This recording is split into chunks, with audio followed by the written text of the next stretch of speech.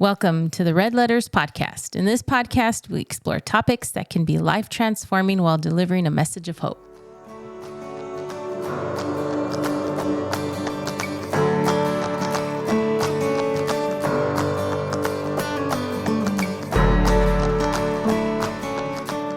This week, we're going to attempt to tackle a topic that was submitted through social media, and we really appreciate your participation. And the topic this week is, how do you deal with family conflict? Ooh, that's a good one. Yep, hot topic. So I guess what would we say conflict is? I know it might seem elementary, but conflict would be what? Maybe family disagreements Okay, that can lead to conflict, perfect. resentment. A lack of communication, Yeah, misalignment in relationship. I think that's a good one. misunderstandings. There you go. Yeah. What type of things would cause conflict? I would say what Mary said earlier, having a misunderstanding, not properly communicating maybe what one feels, or sometimes articulating what you're trying to say. Sometimes it might come across in a way that the other person didn't understand it or didn't receive it like you were trying to, explain it. Oh, I love that. Because I think a lot of times we're in a conversation, I say something a certain way, but you may understand it a different way. And then Tony could walk away with it thinking something totally different, but my intention was not that. And one of us walks away with bad feelings. So I think that's really good when we're saying something and what we mean by it, but somebody else takes a different way. And a lot of times that could be based on their experiences and what they've had and what they've heard in life. Would you guys agree? Mm-hmm. Yeah, for sure. I think, like for me, a lot of times, especially early on, is when I didn't feel like I was being heard or understood, then I would react and I'd almost have to bring volume to my point of view to make sure that I'm being heard and and that I'm being understood. Because, early on when we were married, there's times where it got kind of loud because I wanted to make sure you heard what I had to say. And I wanted to make sure. Yeah. Loud, Tony? Ida, was Tony being loud? Oh, yeah. Well, there was times that what he was trying to explain to me, I didn't get it because I felt like in return, it's almost like I was putting up this offensive wall because I was like, okay, you're saying this and I'm interpreting it differently. And when I say something, he's receiving it the wrong way or he's getting offended by what I'm saying, which I'm not trying to point something at him, but that's what I'm saying is coming across as if I'm like, you, right.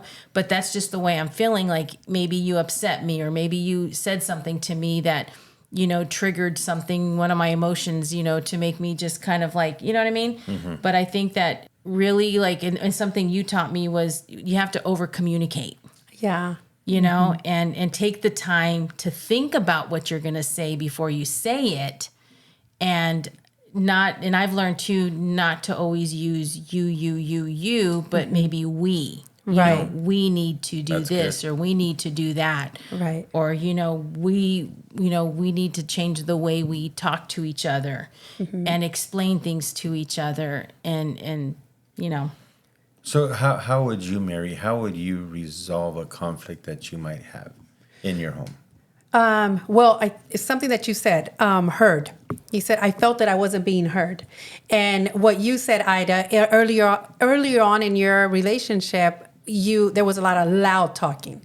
So somebody wasn't doing what we're supposed to be doing. That's why we have two of them. We're not hearing, we're not listening to what the other individual is saying because we're so quick to react to what our feelings and what's going on with us.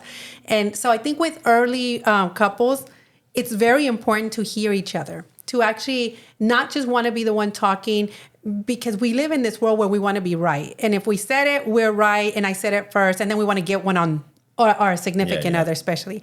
So I think it's important for for couples that are just dating, learn to listen to each other. So stop, be quiet. I was going to use another word. Be quiet and hear the person, hear what they're actually telling us. And that also applies a lot to children. You said, how do I resolve a conflict at home? Most of the conflict would be because I don't want to hear what they have to say, because if I think I'm right, they should be hearing me. But I've learned through parenting classes, through giving parenting classes, that a child does not understand at the level that I'm at. So it's important to actually listen to the child and guide them. When you're speaking to them and you're trying to hear them out, really hear them out. Don't just say, okay, yeah, I heard you, but no, because we're trying to jump on top of whatever they've said, because we're parents, we're adults, and we know better than them. And that applies to even communicating with my husband.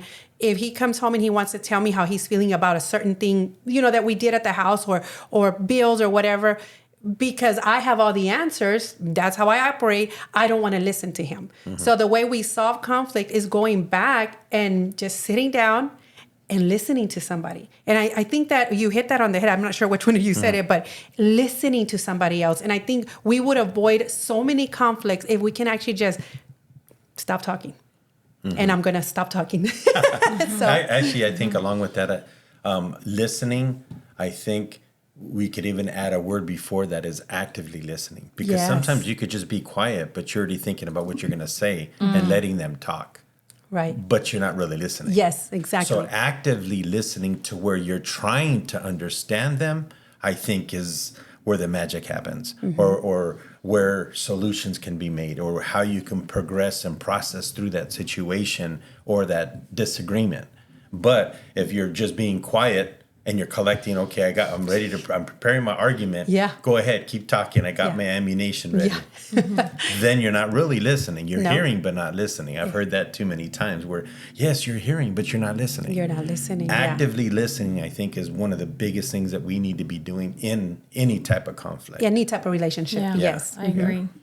I think I'm guilty of that, because that was one of the biggest things in our relationship, to where I was collecting ammo. I was listening. You're a warrior. But inside I was like, okay, you know what? I'm going to collect this. I'm going to collect that. And then after he, stayed quiet for a moment, that's when I just took out the gun and goodness. Started going off on everything. So I was, instead of just really trying to hear what his heart was trying to tell me, I was gathering ammo. I was preparing myself for the next, okay, you know what? Fine. Well, take that, you know? And not realizing too, a lot of the times too, that we have to understand that it always, I don't know if there's a saying, I don't know, correct me if I'm wrong, 2 wrongs make a right. Right. Yeah, 2 wrongs don't make a right. Don't make a right, whatever. But I think that listening is a key. I think it would be actually first and second would be communication. To over listen without collecting, negative information to use against that person. Right. But then come out with, okay, communication, articulate, really think about what you're going to say before you say it. Don't be quick to lash out. Don't be quick to say anything. I think the worst thing too is don't always make the opposite look like you're the one that's the problem. You're the one that's wrong. No, exactly. I'm not, and I always felt like I was always right. Like I always, no, you don't understand. It's me. I'm the victim. I'm the one that's having this issue right now with you, Yes. So I wonder if that's a mom thing, Ida, because I tend to do that. Yeah. But you said something. I love when we have these conversations, because something comes up, it's like, oh, that makes so much sense. We go around collecting situations. So when we're talking about family conflict, think about how many times for example, I'm going to use myself. My brother, my sister, we've been in gatherings, my nephew, and they say something, do something that in that moment hurt your feelings or whatever happened. And instead of us letting it go, we collect it. And we keep collecting it. And every time we have an encounter, we're presented with a situation, we continue to collect. And what that's building is resentment. So what's going to happen anytime we have a gathering? We're going to have a conflict because you're ready. Like you said, I'm ready to start unloading because I've collected so much over time that now I'm ready to just dump it all out on you. And sometimes we don't even dump it out on the person who is constantly hurting us or belittling us. We just dump it on everybody. So I think going around collecting, I put down challenges or situations. When you do that, you're not really hurting that person. You're hurting yourself. And if you really want to live in what I know it's not harmonious world, but getting along, especially with family. But we collect this even in our jobs. Somebody, a coworker will say something. What do? The first thing is we collect. Oh, I'm going to remember this for next time. And all that's doing is hurting you, because in the end, you're going to say something you didn't mean, all because you were collecting these little situations that happened over time. So I think it's learning to let go. If a situation presents itself and you do not have what it takes to address it at that moment, like for example, Sean, I didn't like the way that you took all the leftovers they were for me too. For example, and then I've said it, and I have to let it go. I don't have to bring it to every single gathering and start, poking fun, because that's gonna create more family conflict. And that's just a little example. I love my nephew, Sean. That's why I added him. I got a question too. So really, does it profit us when we're right in an argument at the risk of damaging that relationship? No. But at the moment, it felt right. Exactly. So I think we have to manage our emotions in conflict. Yes. Because if we're not managing our emotions in conflict, there's no damage control. Yes. And then we end up saying things, doing things that we're going to regret. And like you said, we're going to have to pay the penalty again over and over throughout the years because the other person wouldn't let it go. Right. Or I wouldn't let it go. Yeah. Or, yeah. Okay. So here's a question. If there's two people, now take yourself out of the equation. We're having a family you're having a family get together. We're having a family get together. You have one relative here that has a conflict with another relative, and you're the host. You're going to have everybody over for Thanksgiving. How do you handle that? I have a really bad problem of trying to downplay how one person feels regarding a situation that whatever they went through. And I always try to downplay their feelings or her feelings because I just want us all to get together and I just want us all to be okay. I don't know if that's the right thing to do, but I've seen it work, and then I've seen it, what do you call it, when it comes back and bites me? It's like, oh, I shouldn't have done that. Yeah, because we want to make things right so bad between, all individuals. We do that with our friends, in our family. And it ends up being bad for you. But I think that it's something that they have to learn to deal with. If we're talking about, family members or friends or whoever, but it's talking to this one person and being brutally honest. Look, Tony, I'm going to tell you, like, you were actually wrong when you said this, and being honest with that person, and then talking to the other person, like, I understand you took it this way, but do you really think that Tony would want to hurt you? And letting them kind of figure it out on their own. But a lot of times when we come to the table and we have a certain issue, if you really think about it, it wasn't that issue that fired you up. It's issues that you've been holding on for a long time. It was just the spilled milk today that really put everything out there on the table. So it says a lot about us that we continue to carry all that garbage with us, all that hate, whatever it is, with us because we don't know how to let it go. So a lot of times whenever I happen to be the one that showed up, somebody already made you mad and you're going to take it out on me, but it had nothing to do with me. Yeah, and it had nothing to do with that situation.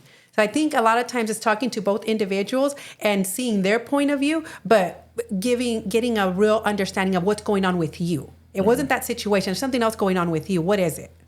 I don't know. Ida, what do you think? Tony, what did you? Well, for me, I kind of learned this a little bit the hard way in my own life and with my own family, is that when I ended up seeing that there was a conflict between two family members, and I knew we happened to be the host for this Thanksgiving, let's just say, I would purposely, ahead of time, I would cast out the invite to everyone. I wouldn't not invite one because the other one might show up and there could be an outcome. I had to learn how to do that. So what I do is I always invite everyone, but prior, I try to have the conversation here with this person to reestablish that, hey, I want you to be here. Right. And then over here, have the same conversation so that the focus isn't the conflict. The focus is, hey, I want to spend some time with you. I want to spend some time with you. Because I think there's something valuable in conflict to whether you're involved or not. If you can help bring peace, you're making a difference. Right. And I think that's one of the beautiful parts of loving and being vulnerable to try to resolve conflict, even if you're not in it. Not that we try to jump into everybody's business or conflict, because then you end up in a mess many times. So I'm just saying I've had to learn to do that, and that's kind of my thinking on the back of my mind when we have something going on at the home and somebody doesn't, has an issue with somebody. Whether this person chooses to come or this person don't choose to come because one or the other's there. And I actually try to avoid letting them know that the other person will be there. Because, again, to me, that's not the reason why I'm inviting them. Right. I'm inviting because I want to spend time with Family you. time. I want to spend time with you. I want to see what's going on in your life. Right. It's important to me.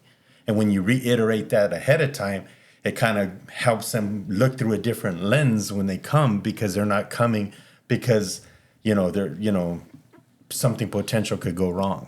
Right. Can you explain more, like when you talked about, especially like we had this conversation the other night about keeping your hands open like this and being vulnerable in relationships and even friendships, to where that that you're gonna, no matter what, be hurt at times in relationships, but knowing that you're being vulnerable and having that thought like, you know what, I know that person can hurt me and stuff like that, but you don't allow that to affect the way you think about that person or feel about that person. Does that make sense? Yeah. Well, like in relationships, I know that conflict could always happen, of course. But one of the things that I've kind of chosen to do again, and I believe it was something that God laid on my heart and helped me to understand how to manage and how to utilize being a person that's vulnerable in relationship, is if you're always putting your best foot forward and you're willing to just love with no strings attached, then your expectation of them isn't there. But if you're loving someone with an expectation and they don't meet that expectation, then now you have a problem because they're not living up to what you're expecting them to do. Right. And so I think that not having an expectation and just meeting them where they're at and loving them where they're at makes a big deal. But the other thing, too, that I think is very valuable in relationships is the thought of asking for forgiveness. Oh, yeah. Because there's a difference between saying I apologize and forgive me. Yeah. Because when you apologize, you're not admitting you're wrong. When I say, please forgive me, Mary, sorry I said something that hurt you. I want to make sure we're in right relationship. Please forgive me. Then I'm admitting that I'm wrong. Right. And it squashes it to pretty much the lowest level, where it's hard for somebody to come back and taunt you with what took place, because you already tried to resolve it at the highest level, saying, please, I know I crossed the line. Please forgive me. And I think that that's something that's valuable in relationship and will keep you from having conflict, because there's times I've had to ask my wife many times, please forgive me. Wow. And that was something that I had to practice. And even with my kids, going to my kids and saying, you know what, please forgive me. I was wrong. And it's a humbling thing. Oh, yeah. But it builds character in you, and it actually makes you a better person. Yeah. Well, it's like you just said right now, I was wrong. So next to forgiveness, when somebody says, I'm sorry, it's easy to say, oh, I'm sorry. Even with a child, I'm sorry. Yeah. But to say that I'm wrong, you are admitting to the guilt. Like you are admitting to, I was guilty in saying that to you. So, and I think that's hard. I mean, it's very challenging for people, one, to ask for forgiveness, and two, to admit I was wrong. I think they dance around it. Well, we dance around it because we don't, I think that hurt. I don't know what it's our ego, it's our pride, but a lot of people don't want to admit I was wrong for those reasons. I mean, they'll dance around it, like, oh, I shouldn't have done it, blah, blah, blah. But they never say, you know what, I'm wrong. I was wrong. Please forgive me. But you're right. It builds character. Yeah, and not only that, I think sometimes tradition wants to keep us from doing that, because being Hispanic, you want to be the macho person. Right. Asking for forgiveness doesn't fit that criteria or that tradition typically. And I think that it's so valuable, I believe, to the point that I would actually be willing to ask somebody to forgive me even if I don't feel like I was 100% wrong. Right. Because they took it as I caused hurt to them, I've actually went and apologized in the back of my mind, not really feeling that I did 100%, what I didn't do it with bad intentions or I wasn't trying to hurt them. But I still would rather go the road of forgiveness to make sure that we're in good standings and in good relationship, just to keep that relationship accessible instead of them cutting me off because I said or did something that I had a good intention, right, but they didn't receive it that way, and they feel that I wronged them. So I think even asking for forgiveness when you don't feel like you totally did it wrong, I think there's value even in that, because a lot of people don't want to do that. That's going the extra mile. That's so true. And with that being said, Ida and Tony, so in family conflict or conflict of any kind, I think it's very important that we own our part. A relationship, it's more than one person. So if we're always blaming and not taking any ownership for what we bring to the table, then that says less about us. I'll tell you a story. This was recently, yesterday. I'm kidding. This was a while ago. There's this individual that that's in the family, and I don't particularly like the way she is. I don't like the things she says. She has a way of being very judgmental, very tear you down type of person. And I have everything, blah, blah, blah. And if you have something, I have something better. And if you know how to do something, I can do it better. However, this other individual comes to me, he's like, can you help me fill out these paperwork? So I'm always filling out documents and whatnot, like helping out. But she goes back to this other individual, and the individual says, well, she did it all wrong. And it was like, oh, but I didn't do it wrong. And so I finally said, you know what? Take all your little documents and go take them to her and have her fill them out and have her do them. And this other individual tells me, well, she's not going to help me. And I'm like, well, I know she's not going to help you. That's why you're coming to me. But she's really quick at running her mouth. And I got really angry and I'm really upset. And I'm walking around and I'm having a tantrum. And then I just started getting into my alone room and my alone time. I was like, what is going on with me? And why do I feel this way? Where if this person was to show up, I'd probably attack with words. Okay. I'd probably go off the deep end because of how I was feeling. So then I get into my alone time and I realize that that's just who this person is. But what do I bring to the table? If I continue to engage that, she's going to continue to be that person, especially to me or to whoever engages her with it. So I said, you know what? Give me those documents, the next day. Give me those documents. I'll fill them out for you. And so said, yeah, she's absolutely right. Yeah, she's absolutely right. Even though that I know that she's not right, but for whatever reason, that person needs that, for whatever reason it is. So you give it to them. And it's not really taking anything from me. I don't see the person. I'm not involved with her. I just know of her. We've since...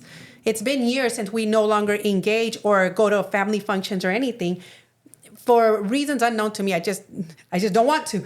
But it's interesting to me, though, that it was, what do I bring to the table? Why do I allow other people to bring me down? What is it that's going on with me that if she's making these comments, and I know the director, Mary didn't fill them out right, Mary's not doing it right, but you didn't do it. If you knew so much, why didn't you just do it yourself instead? But why even go there? Like, why even engage that? So it was 2 days of just being angry and being upset and just being all in my feelings.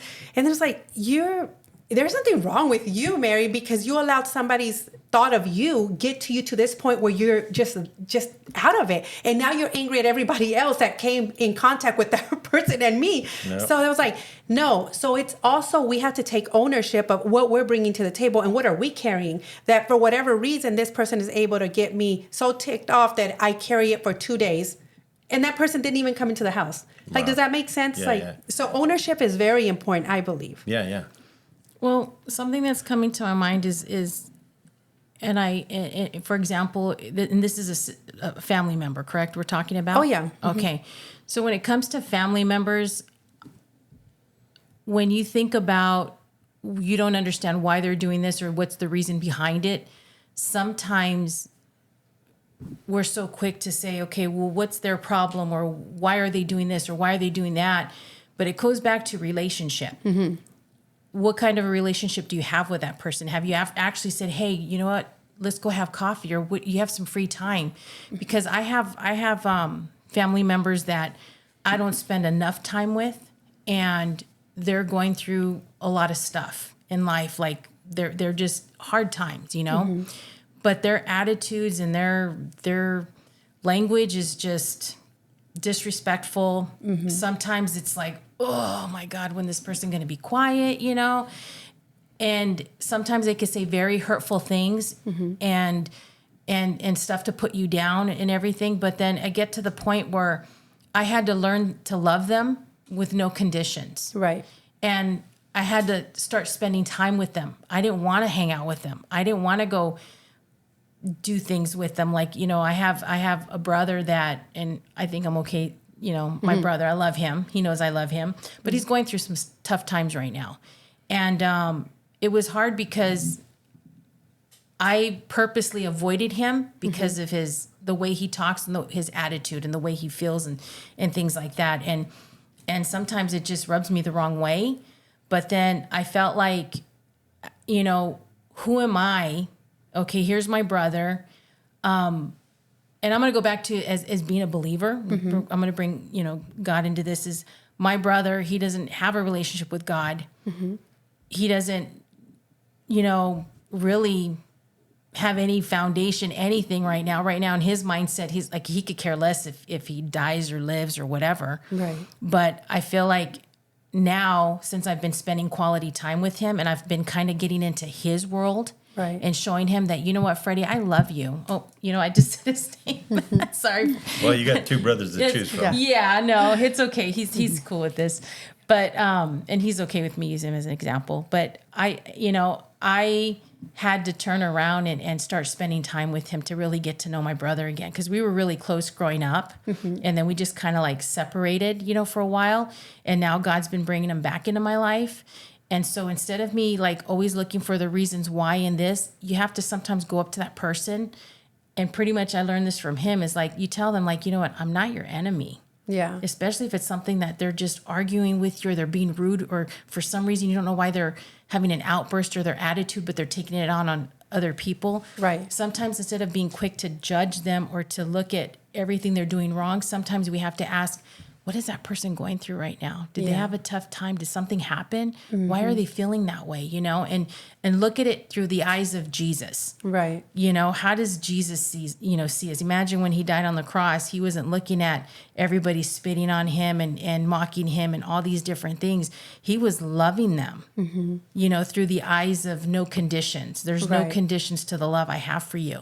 And I'm doing what I'm doing because I love you so much, you know, and despite how your attitude is or what you're doing, I love you, you know, and I'm going to do this.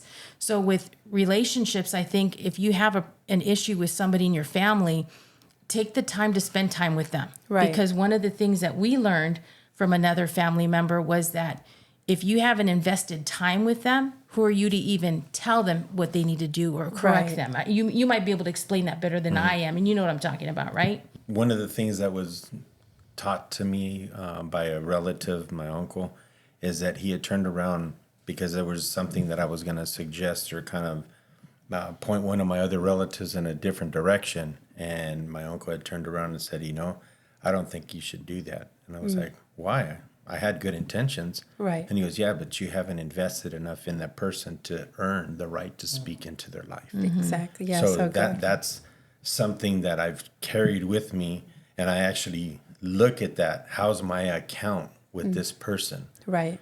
before I even try to go there? Because if you're making those deposits in that person, keeping a ongoing going. a good rapport going with them, then it's easy to go back and have those conversations. But just to have them, it might not even sink in. They might hear but not listen Exactly. Yeah. because the time wasn't invested.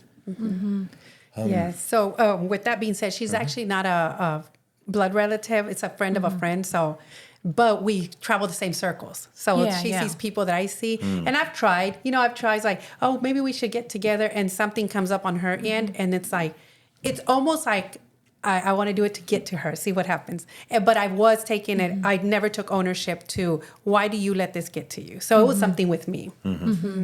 Well, Okay. that's what I guess I've heard it.